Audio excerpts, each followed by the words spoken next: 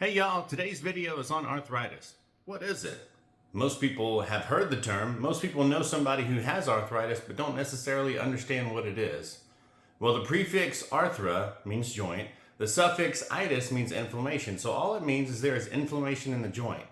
Now, arthritis is something that everybody inevitably will get because what arthritis actually is the wear and tear on the cartilage on the end of our bones. What I mean by that is this. A joint is wherever two bones come together. So we have a bone here and a bone here. Where they come together, that's considered a joint. Well, on the end of this bone and on the end of this bone, where they meet in the middle, there is articular cartilage. Cartilage very similar to what makes up your nose and your ears.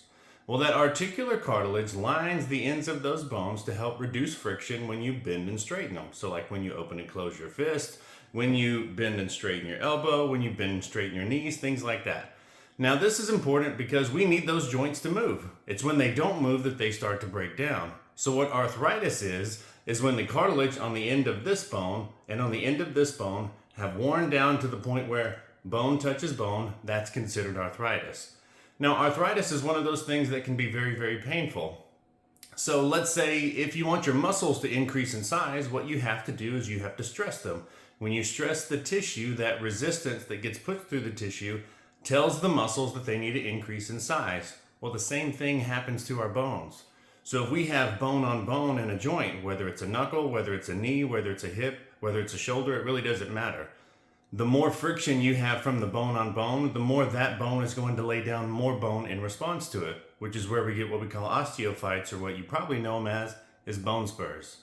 So arthritis is one of those things that happens because of wear and tear and the degeneration to a joint. So your goal is to prevent arthritis from happening because the only way to get rid of it is with surgery. There's no pill, there's no injection, there's no supplement, regardless of what Dr. Oz says. You can't eat chia seeds and regrow the connective tissue between your knees. Now, there are a lot of products out there on the market that say that they can regrow the cartilage. Say the meniscus in your knees, say the disc in your spine, different things like that. But unfortunately, the research does not support that. So if you feel like you are already getting arthritis, you know you already have arthritis, or you're worried and you want to prevent arthritis, some people take supplements, things like glucosamine, chondroitin, MSM, anything like osteobiflex, anything that's going to hold on to that water in that connective tissue, in that cartilage as long as possible, can preserve the integrity of the joint.